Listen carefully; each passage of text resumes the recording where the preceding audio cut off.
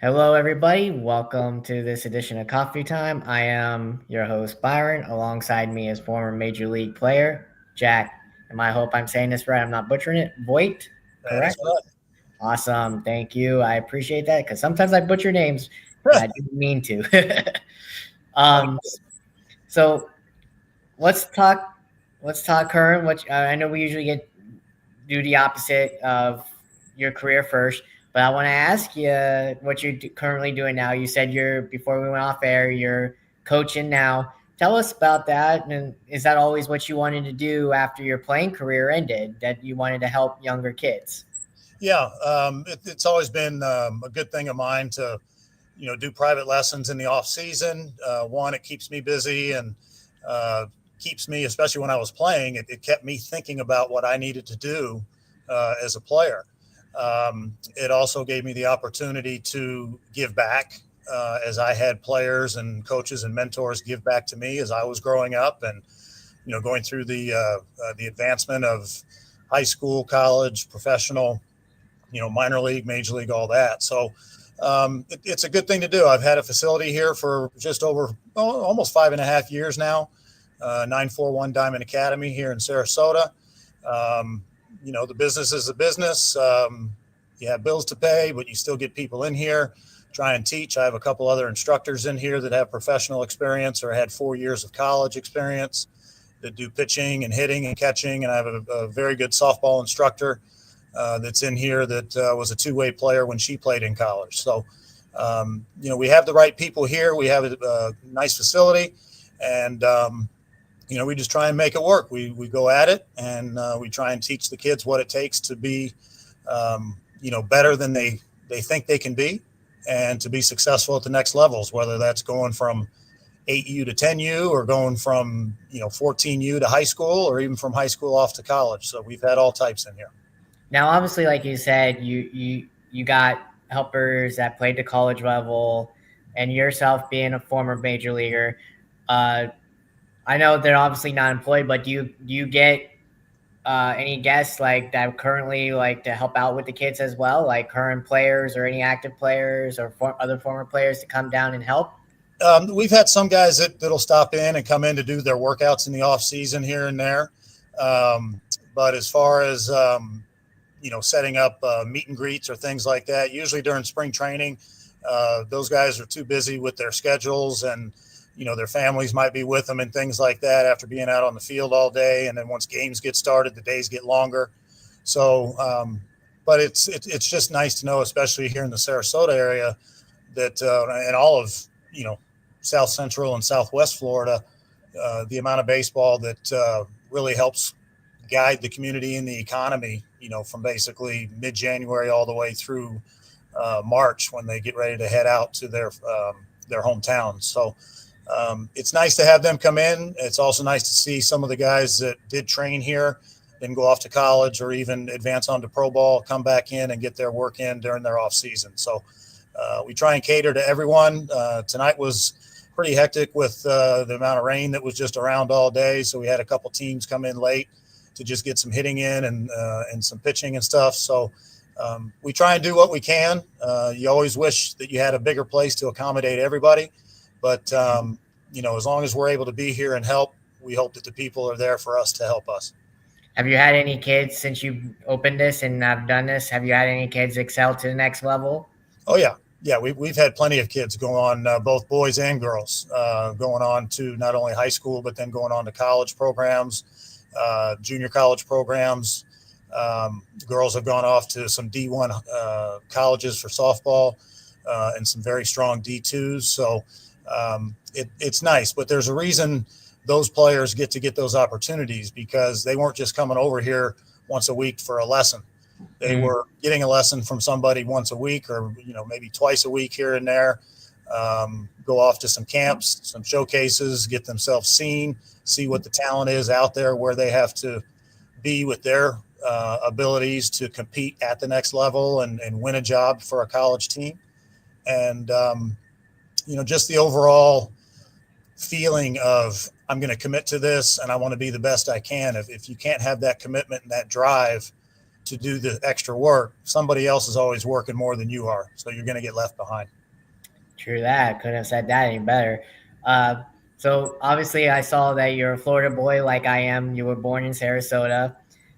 My next question is: I don't ask this because I don't really know. You're the only former pro player that was born here and has actually lived here that I've had. I haven't had any current or former ones yet. So my question to you uh, is baseball honestly to you growing here in Florida? Can it compared to other places? Basically, what I'm trying to ask you: do you see baseball? Because I'm talking about like more like fan base wise here in Florida, because there's other sports that we have that majority of the fans go to than baseball, meaning like nobody goes out to the Rays, as you know of. Right. Nobody goes out to the Marlins. Do you see here in Florida baseball excelling to where it should be? I think it can. I know Miami is a different demographic and a different market. Stadiums, locations have a lot of things to do with that. Tampa getting the trop fixed, and then hopefully getting some type of situation worked out between city and new ownership that'll be coming in soon for them, to try and bring in more of the baseball people. There can be tough times for that here, Byron, because a lot of people in this area, they get their baseball with spring training. Right. And you get a lot of people from, the northern places coming here to see their teams in spring training. So, and baseball is I don't want to say it's a tough sell, because it continues to make billions of dollars, league wide and even worldwide now. But, when you look at the NFL, you're only looking at 8 or 9 home games and then playoffs. When you look at the NHL, yes, that's a longer season, but it's a smaller venue for them to fill. And you have a lot of transplanted, and I say that with all due respect, fans that now live here in this area that were from some of those northern areas that followed hockey more than here. Right. I think the Florida fans in the Tampa area and everything else have really supported the Lightning, obviously, with all the sellouts they have and everything else. I think some people thought it was a fad at first, but now they realize that it's actually a very exciting sporting event to go to. But as far as the baseball, when you're looking at 81 home games, outside of your bigger team draws that come in as visitors, or certain players on certain teams coming in that people want to see, I think that sometimes can get a little touchy, especially with our demographics here, with the average ages and families and the economies of things right now. I mean, it's brutally honest, it's not cheap to take a family of 4 to a major league game. You're right. It's so not. I'm having that issue too. So yeah. And to think that you're going to have a family of 4 that's going to buy an 81 game pack season ticket set up is tough. So you have to market it a little bit differently, and work the other things. Right now out there with the Savannah Bananas, I mean, they're kind of a 1 or 2 or 3 day in, and then they hit somewhere else. Right.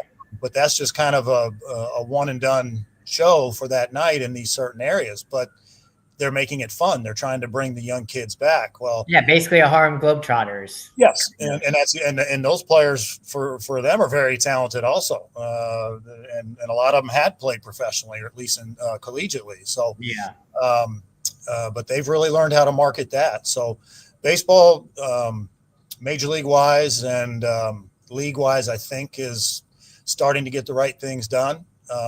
They're really starting to expand outside the borders of the U.S. You still got media issues with all the TV packages and all that. I think they'll get those things figured out. But we've just got to make sure that everyone's able to share the pie that is being baked here, because there's another CBA coming up after the end of next year, and you don't want to ruin the game and ruin the things that you've already started to build. So hopefully you can keep the oven going and you can keep baking it up and give everybody a piece, equally, and go from there when it comes around. Now, obviously, I'm sure you've seen it with your kids as well that can afford it. I couldn't afford it too growing up. That's why, plus I wasn't athletic anyhow. I couldn't play any sport if I tried. But my mom couldn't afford it. But do you think this is also an issue too, compared to other sports? The travel ball, why nobody wants to play baseball, because Little League is expensive. You got to get a glove, you got to get bat, you got cleats, everything. Uniforms aren't cheap. Do you think that's more of an issue compared to any other sports? Well, expense is going to be in any sport. I mean, if you've got kids that want to, if you want to play at the youth level, like Little League or, the Miss softball divisions, some people call it a rec league. I think it's nicer to call it Little League or Miss softball rather than a rec league. Because I don't think that gives it the justice for what Little League has been to a lot of players and a lot of major league players on what they did going through the Little Leagues and in their communities baseball programs. So, but travel ball as a whole, I think has taken away from the Little League divisions and from some of the Miss softball divisions. It's time consuming. It is physically demanding when you have a travel team that might practice at least twice a week, whether that's indoors, outdoors, or both. Then you've got school going on and you have responsibilities of your grades. You might have other siblings in your family that are wanting to do other sports. And then you have the process of these younger kids are still growing. They're still maturing physically and mentally and emotionally. And when you put some of these added pressures on them, and unfortunately, sometimes there are parents who want to live through their children for their, their winning dreams or whatever, getting rings or, medals or something like that. It can be stressful on these players and on the kids. And I do see it where kids get burned out. Sometimes even by the time they get to high school and they realize how tough it is to make a high school team in this area of Florida. They're just like, you know what? I don't want to put in the time anymore. I'm burned out. And that's a shame. As far as the economical side of it, yes, but anything we do nowadays, if you want to be committed and you want to excel at whatever you're trying to do, is going to cost money. My daughter, my youngest daughter, Noelia, she was Miss USA 2023 after winning Miss Utah 2023. And then she went down and competed at Miss Universe in El Salvador in November of 2023 and finished in the top 20. Well, she didn't get there without having pageant coaching, walking coaches, interview coaches, multiple trips down to, Fort Lauderdale and Boca and their places for those coaches to work with her. Outfits, gowns, dresses, all those type of things, makeup artists, all that. So if I've always told people, if you're going to do it, you have to commit to do it. You have to understand there's a cost, not just economically. If you can handle that, that's great. But physically, mentally, emotionally, there has to be a commitment to saying, if I'm going to do this, I want to do it to the best of my ability. If it ends up being the best, then congratulations. If not, can you look at yourself in the mirror and say, you know what? I'm better now than I was before, and this has been worth it. That's what you have to look at from a personal standpoint.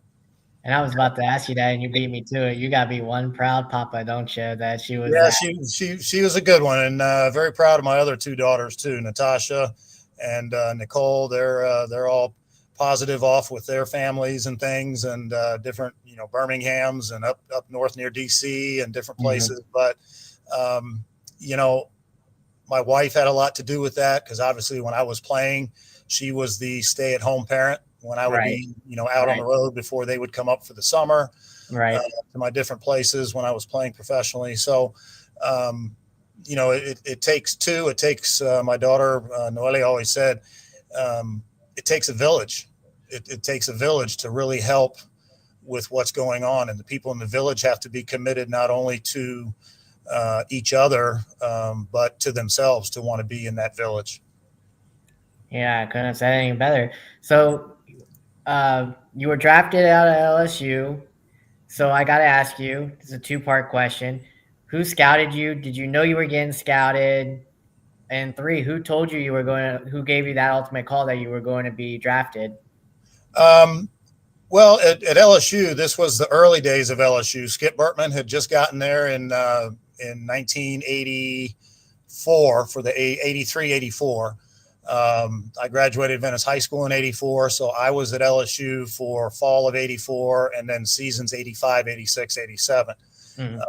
Lucky enough to be able to go up there, walk on, had a conversation with Coach Bertman before I went up there. He had said that he would give me every opportunity to show what I could do. Made every trip as a freshman for the SEC that first year. Only got 8 at-bats, but played a lot of defensive replacements, different positions, and kind of started to, carve out my niche as kind of a utility guy back then, first, third, left, right, wherever. And I think, I know 86, 87, we were the first 2 LSU teams to go to the Collegiate World Series, which at the time was at old Rosenblatt Stadium in Omaha. Obviously, we had very good players there that were helping to restart the program. So there were more scouts probably coming to look at other players than they were coming to look at Jack Voigt. But as I've told a lot of my students, all it takes is the right person to see you at the right time. Right. And I kind of joked with them because I have spoken to scouts who remembered me from college, and they said, we were never really, there were times that we were like, yeah, we've got to check on Voigt or something like that. But most of the time they were coming to see Albert Bell. They were coming to see Mark Guthrie. They were coming to see Jeff Rebele or Ben McDonald as a freshman, things like that.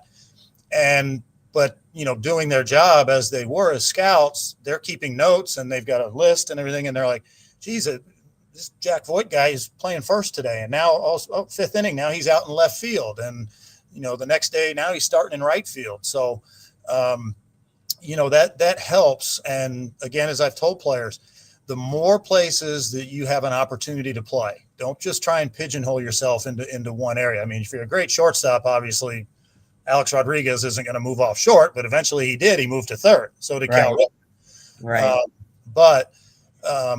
Try and learn different positions, because as long as you can play different positions, you're giving your manager or your head coach more opportunities to keep you in that lineup if you're swinging the bat decent. So that's what we try and just stress to everyone here is give yourself the best opportunity, take advantage of the opportunity, and you never know when that opportunity is going to hand itself to you for a bigger chance.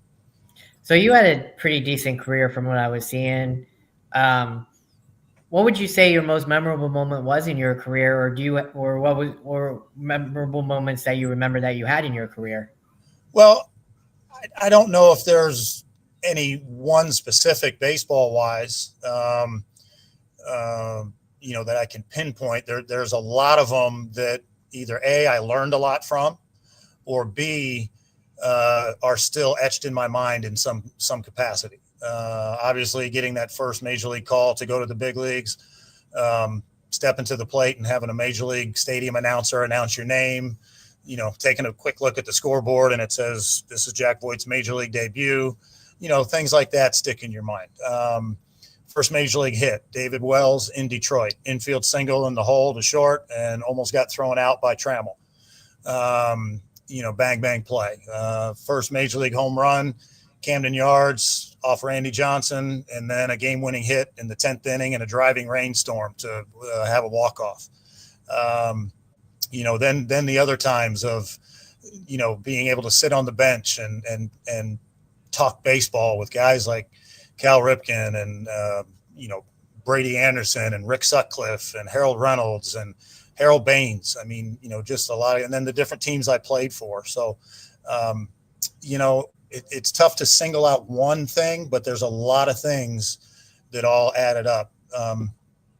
The best question I've probably had people ask me, Byron, was if you could change one thing in your career, what would that have been? I was going to ask you that at the end. Yeah, I asked all my guys that. Yep. So my answer is typically the same, but I'll think about it for a little bit and kind of play it off for the place that I'm speaking.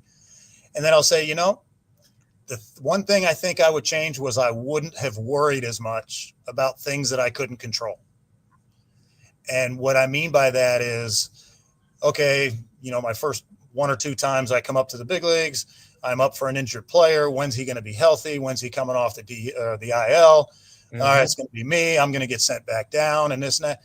And I finally learned later in my career that I can't control that. If I was hitting 350 and no one else is hurt and this guy's ready to come back, I'm the only one that's got to go, whether I was hitting 350 or not most of the time. So those type of things, because sometimes when you think too much negativity, that negativity creeps into your mind, and that's how you start to believe. And especially in the game of baseball, you cannot be negative in this game. You can be frustrated, because that's going to happen a lot, but you better understand how to turn some of that frustration into some positivity and say, how do I get out of this right now? Or what do I need to do to at least stop the bleeding and be better? My loyal fan wants to know, because before you mention it, he looked this up. He's my baseball almanac guy here who knows everything about baseball. Because you beat him to it. Your first home run was obviously, like you said, against Randy Johnson. Mm-hmm. He wants to know, were you able to ever get that ball from that fan? It's right up here behind my desk. Oh, nice. I see it. I see it now. Yes. Yep. And I've got the bat.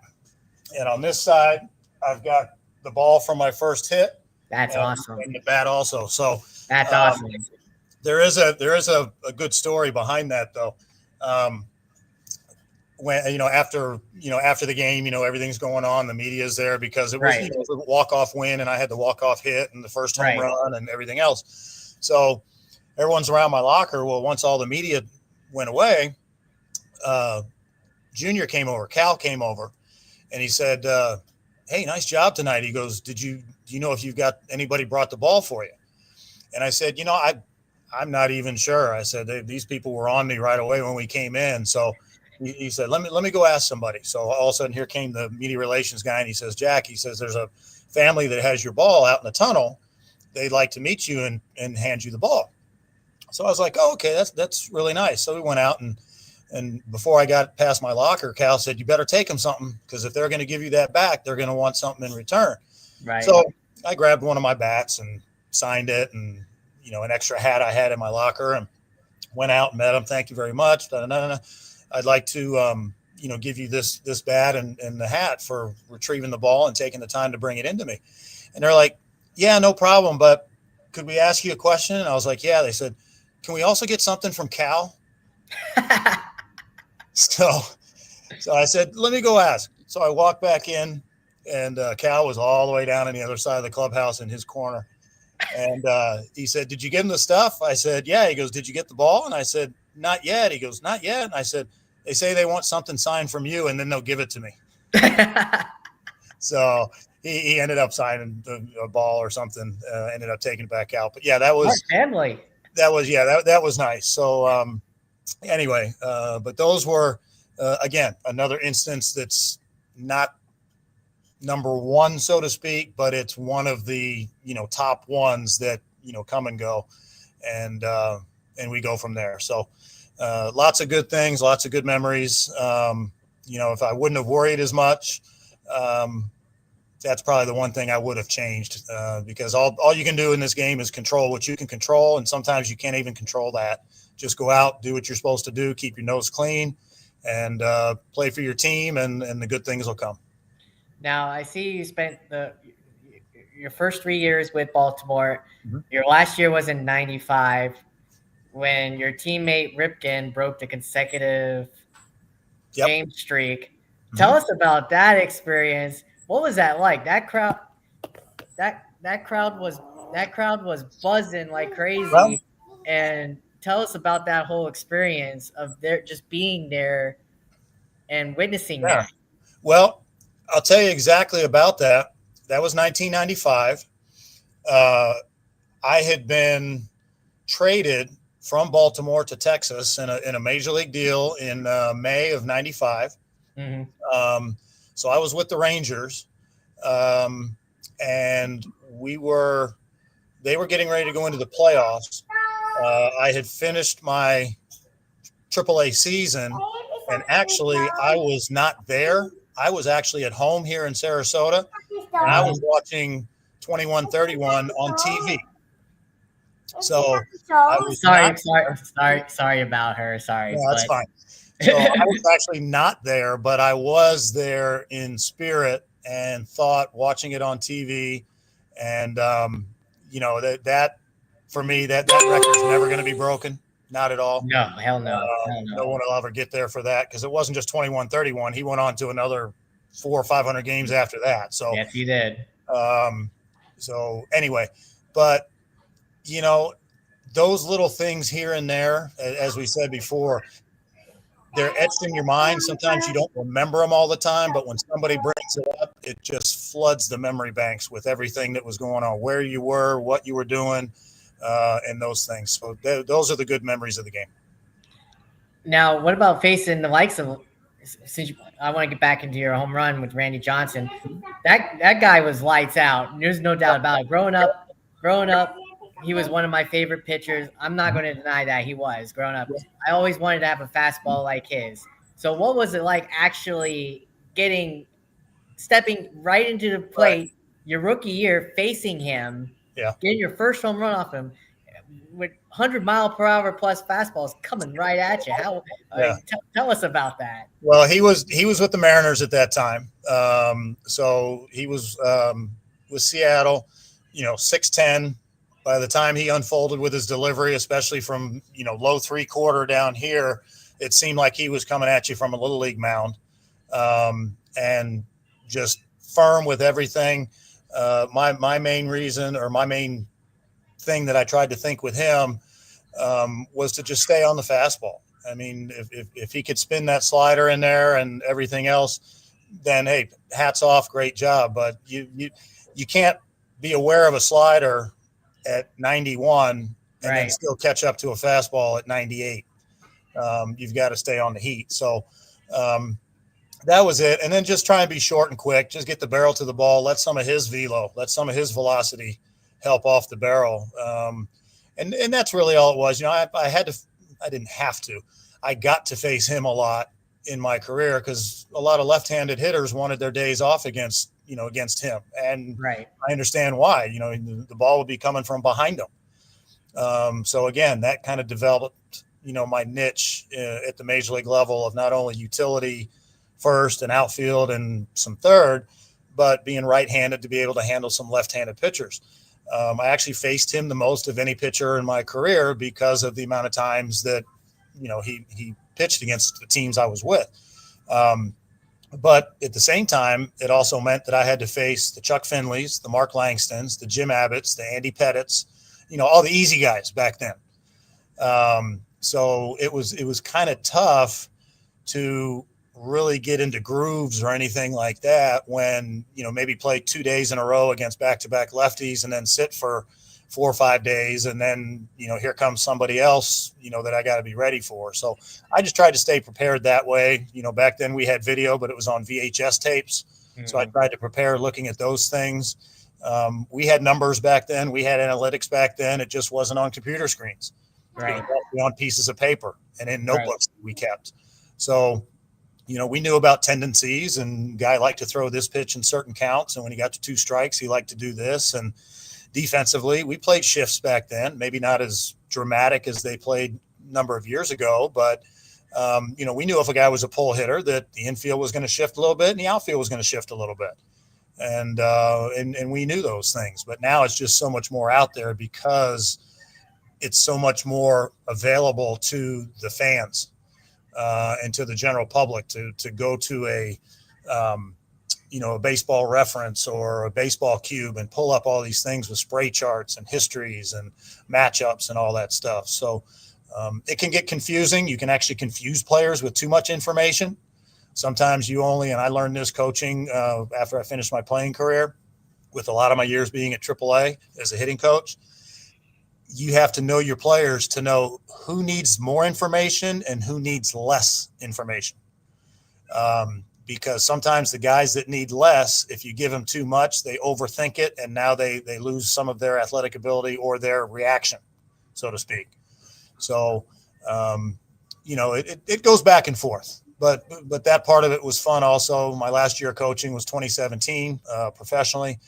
And then just decided, you know what, it's time to stay home and family and get the girls going and get them out of the house finally and go from there and then start this other project. So we'll see where we go. It can always use support down here. It can always use more memberships and more clients down here in Sarasota to keep us going.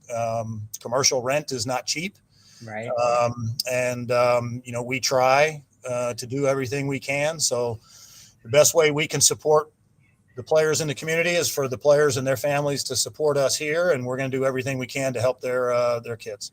So in your time that you were in your career, who would you say pitcher, either starter, reliever, who would you say you had the most success with and who dominated you?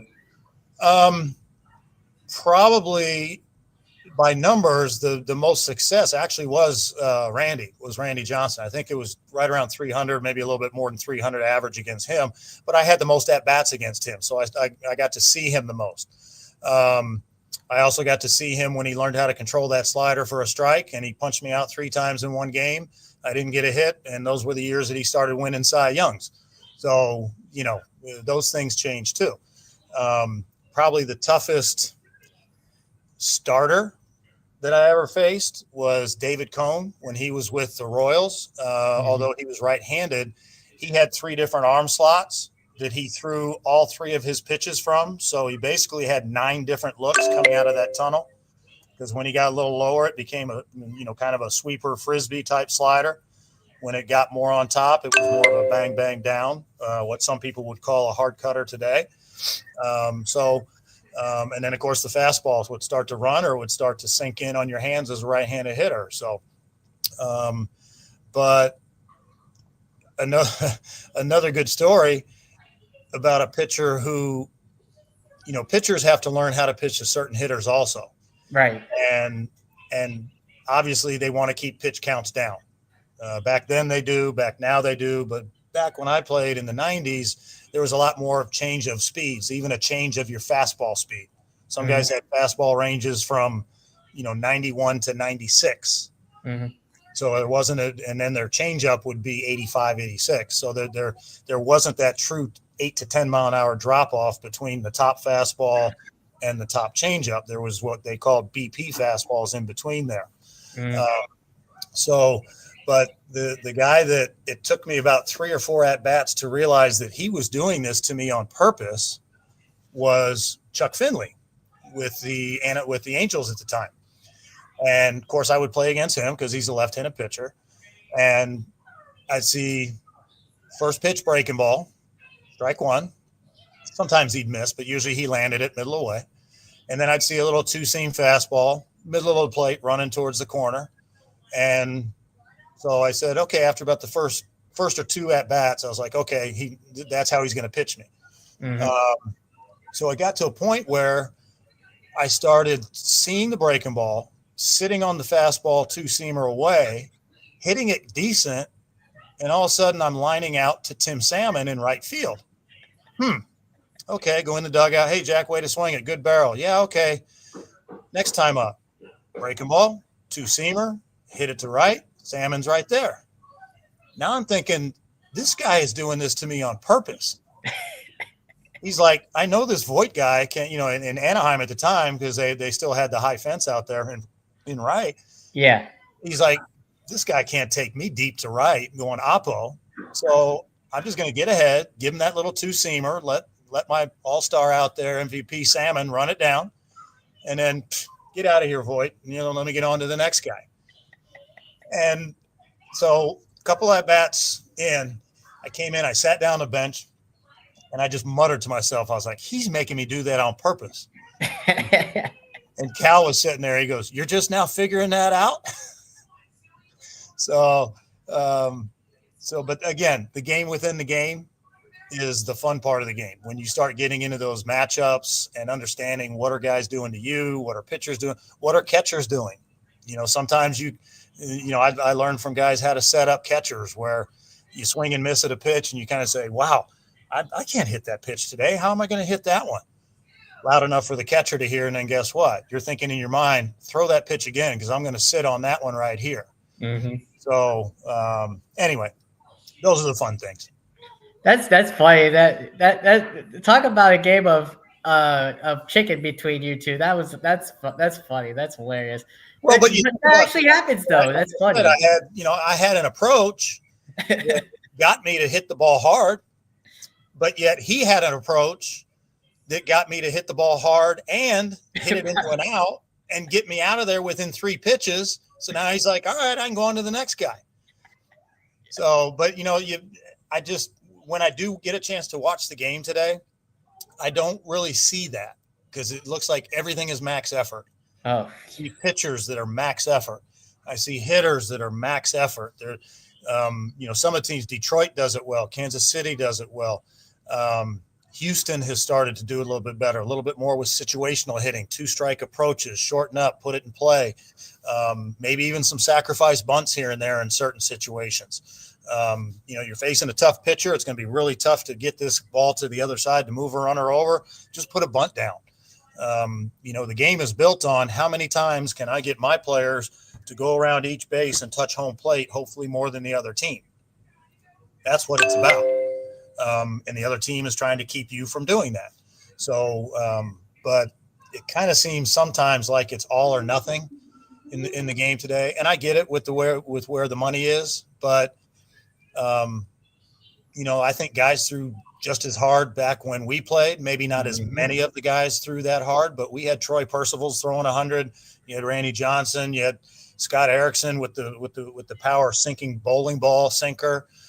Mariano Rivera with that cutter. I mean, it was just there was still talent back then. And I think when people try and put it into eras that it's different, yes, it's different because training is different now and people are getting bigger, stronger, faster, things like that. But the way the game is played hasn't changed because you still run to first, then you're supposed to go to second, then third, then touch home plate. Right. So the essence of the game, I think, is what has remained the same. It's just some people are pulling out a different bottle of perfume to see what that essence is nowadays. My loyal fan wants to know if you remember this. And tell me if you do remember this. Tell us about this experience off of this guy. He says you hit 3 home runs off of Kenny Rogers. You were 3 of 20. Those 3 home runs off of him. Tell us about hitting off of him. What made you so successful with those 3 home runs off of him? I just looked change up. And tried to make sure I got the one that was up in the zone because I knew I was going to see a lot of change ups. He had a good one, and I was a right-handed hitter, and that's how he got righties out. So I always tried to say, all right, I'll honor the fastball early, but once I get into the at bat, I'm going to sit for that change up and just make sure I get it up, so I can get a little bit of elevation on the ball. So. That was about it. I mean, games within the games, like I said, Finley beat me at it because he just let me go ahead and do it. Other people did things too. It's just, that's, I think, some part of the game that I don't see as much anymore as guys actually picking pitches. Now, some of the hitters do, obviously, because there's some really good hitters out there still, right. Put up really good numbers. But a lot of those really good hitters, I don't see them all the time swinging out of their butt, falling over in the box. I do see some of the best hitters shortening up, hitting the ball the other way. You guys like Castellanos with the Phillies.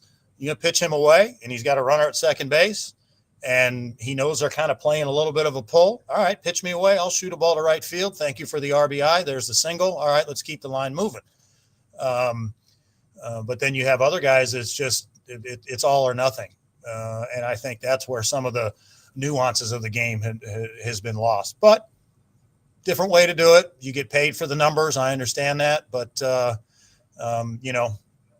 nowadays, I think for what I would have done, I might have gotten paid a lot better than I did when I played. But it was a different economy back then with where the game was.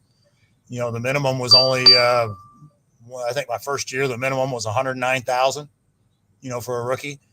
And then I think it might have got to 150 and maybe 175 by the time I was done, maybe 2.25. But I wasn't making that because I was up and down between the big leagues and AAA. So I got prorated when I was in the big leagues, but I also got minor league salary when I was down in AAA. So, now I think the minimum is almost 700,000. It's got to be 50 or 700. So obviously that's a lot different. God bless them. But you know what? We had to go through a strike, and we helped today's players kind of get what they're getting now. So by sitting out and having, unfortunately, that 94 season cut short. So we'll have to see. Let's see if you remember that. I was also going to ask you about that too, because I'm kind of curious if you were around that era when that happened. Yep. But before I get into that, I want to ask you this. He says, let's see if you remember this, because his son's pitching coach is the Submariner Icorn. I guess you hit him once in that was a single. Do you remember that? I don't. I remember Mark Icorn. Yeah. I think it was Mark, right? Yeah. Yep. Yeah. But again, I didn't have to face a lot of those right-handers unless it was late in the game and I had already come in, for a defensive replacement and we happened to hit around the order a little bit or something like that. So, it was, I think somebody at one point, and I would have to see, you probably have to pay for it nowadays, but somebody at one point sent me a sheet that had all of the different pitchers that I faced, what I did against them, if it was a home run, what the count was, what the score was at the time, things like that. I think they got it either off of Baseball Reference or that's where he gets his off of. Yeah. That's how he knows his stats. Yep. So, yeah.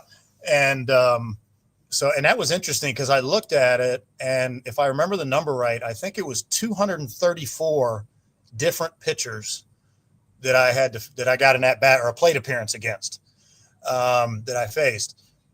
Obviously, Randy was the one that I had the most at bat or plate appearances against, but I only had about, I think maybe close to 600 plate appearances, so only about 500 and something official at bats, and unless it was whatever.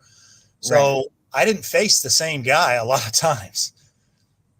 Being that if you're looking at 234, there's 460 or 470 right there, and out of only 500 to 600 plate appearances, I didn't face a lot of guys more than once or twice. So whether righties or lefties, but the big left-handed starters against some of those teams, I had more numbers against them. Well, and like you said, you beat me to it. Now, my next question before I asked you about that was obviously the strike. You said you were part of that. Take us through that whole experience, because I know not much went on. You weren't a part of it, but you as a player thinking, were you ever going to play again? I know obviously you were going to play, but you guys didn't know when you were going to play again. Take us through that whole experience of the mindset of a player in those days. Yeah, again, that was a strange situation because right before that situation was going to get started, I was actually optioned out from the major league team to one of our minor league affiliates with the Orioles. So I was able to still keep playing, even though the major leaguers were on strike, because I was technically optioned before they announced that the strike was going to happen on this day or whatever. Right. So I still got to play. Well, the Orioles, Roland Heeman, rest his soul, was the GM at the time. Frank Robinson was the assistant, and Johnny Oates was the manager, rest his soul. And Frank also, good men, good baseball men. Right. And it was in Oakland, in the airport hotel in Oakland, and they called me over to their suite and explained to me that everyone knew that the strike was going to come. They wanted to send me out, one, because my value to them was to keep playing. Two, it was going to save the club, some service time and money and all that kind of stuff. So here's what we want you to do. We actually want you not to go to AAA in Rochester. We'd rather have you go to Bowie in AA. Pete McCannon is the manager there. We have some young kids down there that we think would benefit from being around you and Pete and some of the other coaching staff about how you play, how you handle the game, and kind of help some of these players. Well, one of these kids was Armando Benitez. Mm-hmm. Another one of the kids was Alex Ochoa. So, future big leaguers, a couple of them on that team. So, and the caveat was they said, and you won't have to leave Baltimore because you can just commute it to Bowie. It's only about a half hour, 45-minute drive, and you can stay in your apartment. You don't have to pick up and move. And we hope that the strike's going to be quick and you'll be ready to go and you'll be in shape and everything else and blah, blah, blah. So obviously it wasn't quick. But I did get to finish out the year. It was fun going down there. Again, there's adjustments that have to be made. Just because you're a big leaguer doesn't mean that you're going to go down to a lower level and tear it up right away because you're facing different pitchers. But at the same time, I've told a lot of people this. I think, especially nowadays, but even back then, there's more raw talent, raw ability in Double-A than there is in the big leagues. It's just at Double-A, they don't know how to use it yet. They haven't figured out how to fine tune it. They might be able to throw 98 and have a hammer breaking ball, but they can't command it. They can't land a breaking ball in a behind in the count, situation. So it kind of took me a couple games to get out of the mentality that I was hitting in the big leagues. Okay, this pitch means you're going to go to this pitch, and then you're going to that pitch, and then you're going to try and finish me with the next one. Because you had pitchers that, they could throw strikes, but they couldn't back to back and command it like a Chuck Finley. Right. I'm going to set this here, and then I'm going to put this here and let them do it. Catchers maybe not knowing the sequencing on how to call the game yet. You go to this to set this, and then set them up with that. So I almost had to go back to a very simple mentality of go into an at-bat, stay on a pitch or stay in an area, typically the fastball, and then just make sure I saw anything with spin up in the zone. Very simple approach. Don't try and overthink you're doing this to go to this to go to this. And once I did that, then it was fine. I could still talk those things with the other players, but I had to remind them, if you're facing a guy out there that from playing against these guys all year, he's a box of rocks. Don't try and think along with that guy on the mound. Just go up there, look for your area, look for your pitch that you're swinging well at, and stay on it. So now, like you said, I know you were primarily, I think you said what outfield first and then first baseman. Mm-hmm. Right, and you mainly were called up to hit what you said righties, correct? Lefty. Okay. I was a right-handed hitter, so I hit lefties. So then would you consider yourself, even though you played the field like you said, would you really consider yourself more of a DH then? Would you consider I was more of a platoon utility type player. When we faced left-handed starters, I would start and play out there. Maybe later in the game, there might have been a situation where I would go in defensively for somebody just to give a little more speed in the outfield or something like that. Maybe after they're at bat in the 7th or 8th inning, and then I go out there and catch up on about 1 or 2 innings of defense and, hopefully make the plays or throw to the correct base or, do whatever. So like I said, it's kind of a niche player nowadays. And there are a lot of guys that are making decent money being that 4th, 5th outfielder that can play also maybe a corner infield that can have the ability to hit lefties or hit righties really well and give some of the other guys a day off. And the same point, there's pitchers that are in bullpens now that everyone thinks, it's got to be a righty versus a righty in this matchup setup in the 7th or 8th inning. Well, if you look at some of these numbers nowadays, and now that you have to face 3 hitters, there's some righties that actually have better numbers against lefties, maybe because they have a really good changeup or they've got a power sinker that's going to be going away from the lefty. But they don't get righties out very well because their stuff going away from the righties isn't as strong as going away from lefties. So you always have those weird things that sometimes fans will second guess or question on Monday morning and things like that. Why did he bring that guy in to face that hitter? Well, you look a little deeper, maybe there's also a history where that guy was only 1 for 15 off of him. So you're playing the analytics there too. So let me ask you this, and then I've got to get going because we're already coming up on. No, you're good.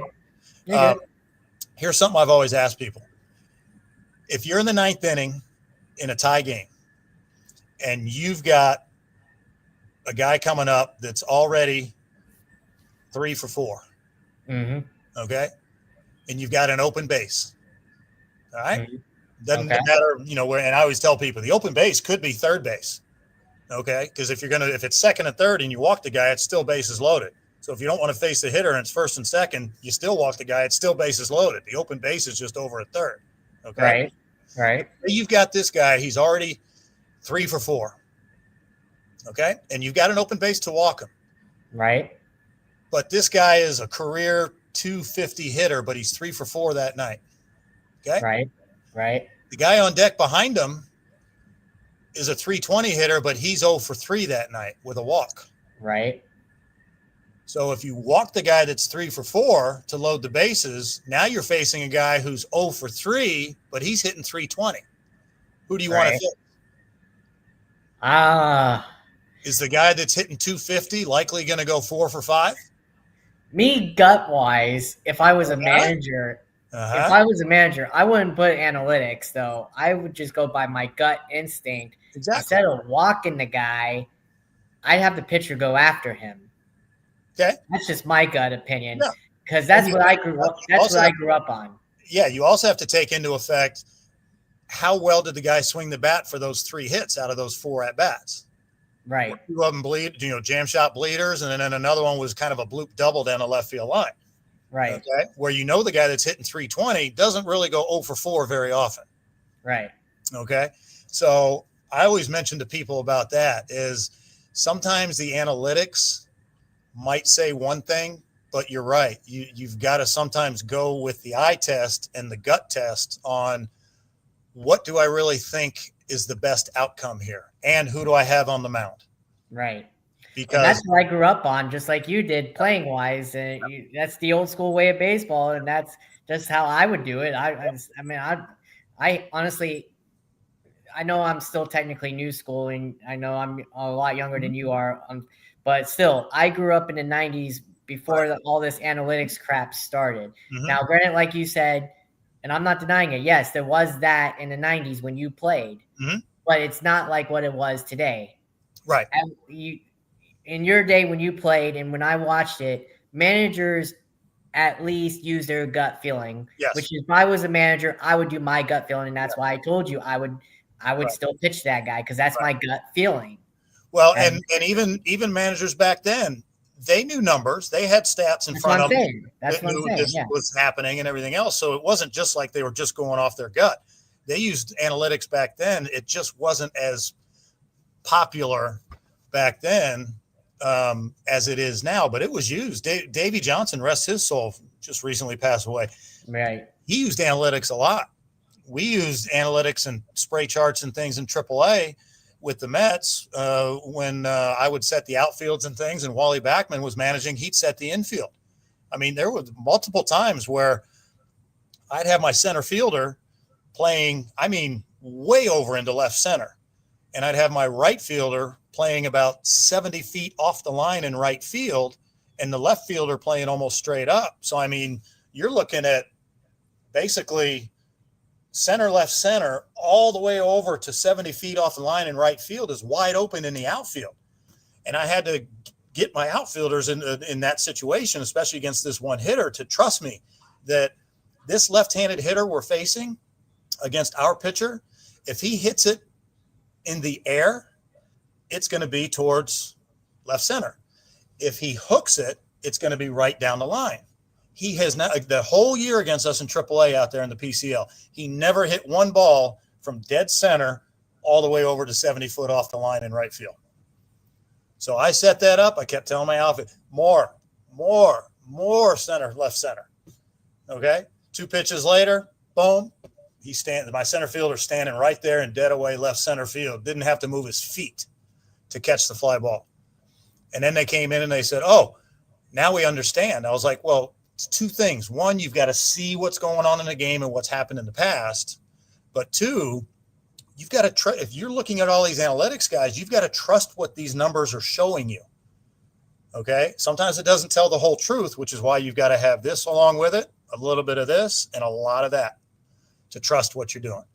So, again, like I said, I get analytics. I think there is a part in it in the game today. I just don't think it's everything. And you're seeing managers now start to go back the other way with the pendulum swinging back. AJ Hinch and guys like that with Detroit and some of these other teams. Yes, they're using analytics and they're going with numbers and matchups, but yet at the same time, they're still trusting the eye test and what they're seeing on the field from those players. So, and if I can, last question before I let you go. This is real quick. It's two-part, real quick.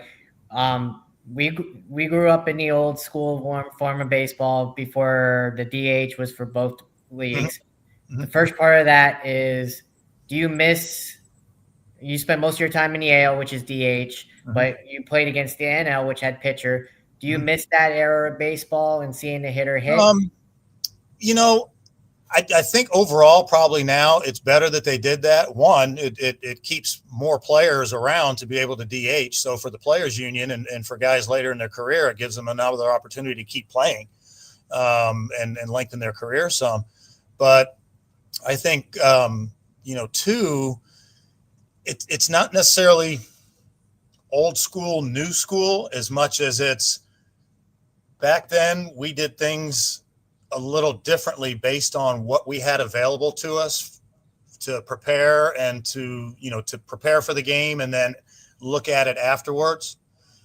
Today, they have so much in front of them to prepare that, like I said, sometimes too much information is going to cause too much confusion instead of just going out and playing the game. Touch the bases and touch home plate more than the other team.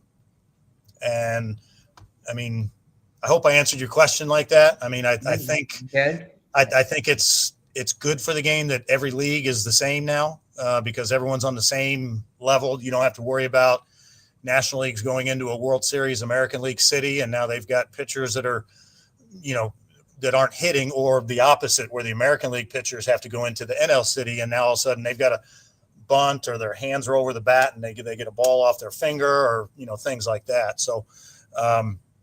If it's going to be that way with the playoff system and the wild cards and everything else, make it as even for everybody, especially if everybody's playing everyone as much as they're trying to keep it, a balanced schedule, then both leagues should be balanced on what they should do.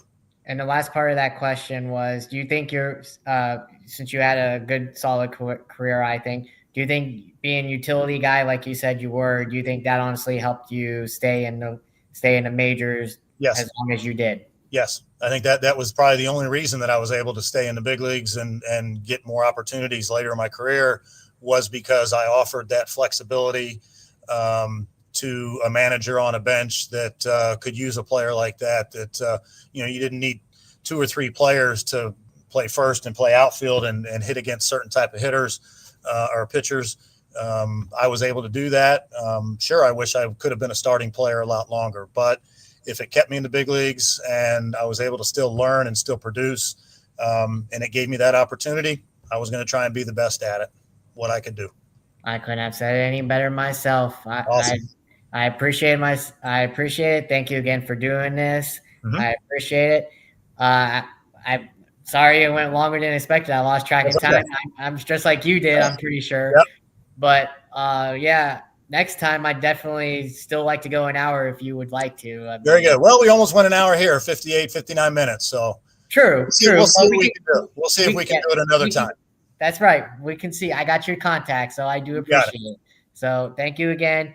You have a good night, and keep teaching. Keep teaching, and keep teaching those kids well. I hope they get somewhere. I hope they listen to you. We all do. Thank you. You're welcome. You have a good night. All right. Thanks, my friend. Yeah. Take care. Have a good night. Bye. Jack Voigt, everybody. Great interview. I didn't expect to go that long, and neither did he. But hey, hopefully next time we can go longer. Who knows? I don't know. We'll see. I got his contact info. I do thank him for doing this. I appreciate it. Thank you to my loyal fan for tuning in. It was fun. I hope you enjoyed the interview as much as we did. But yeah, I'm going to conclude off this interview with Mr. Jack Voigt. But yeah, you all have a good night, and I'll see. I think I'm hoping next week, but I don't know yet. Don't know who I'm going to have on. But thank you to my loyal fan. Keep tuning in. I appreciate it. Keep sharing. You know where to get my podcast as well. This is also a podcast, so not only I know you're on YouTube, but you can also get it if you want to re-download it or listen to it again. It's also on podcast form on all major podcasting forums. So if you want to share that to my loyal fan, I'd appreciate it. And yeah, this concludes former major league hitter Jack Voigt, former utility guy, kept him in the league, and I do appreciate his time. Until then, you all have a good night.